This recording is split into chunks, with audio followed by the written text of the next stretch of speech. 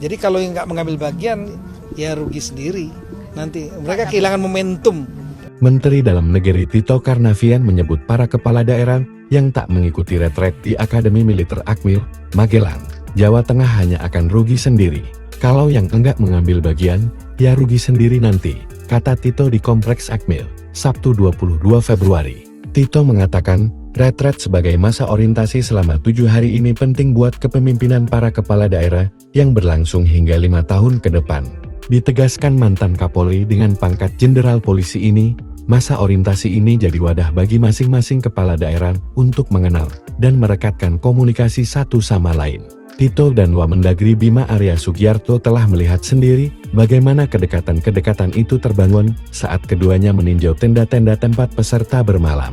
Tadi saya datang dengan Pak Bima, satu persatu ke tenda ada yang dari Jawa, dari Sragen, kalau enggak salah. Ada yang dari Timur, ya ada yang dari Ambon, Gabun, saling kenal itu yang kita harapkan, mereka saling kenal, nanti saling bantu, saling kerja sama, ucapnya.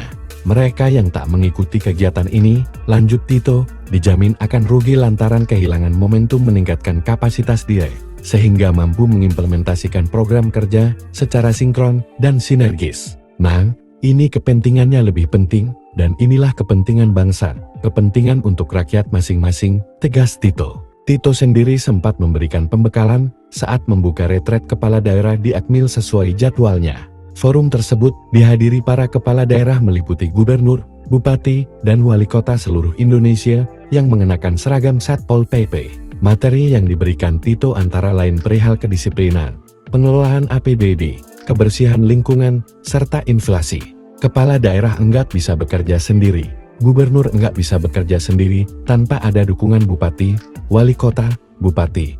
Wali kota enggak bisa bekerja tanpa dukungan dari gubernur.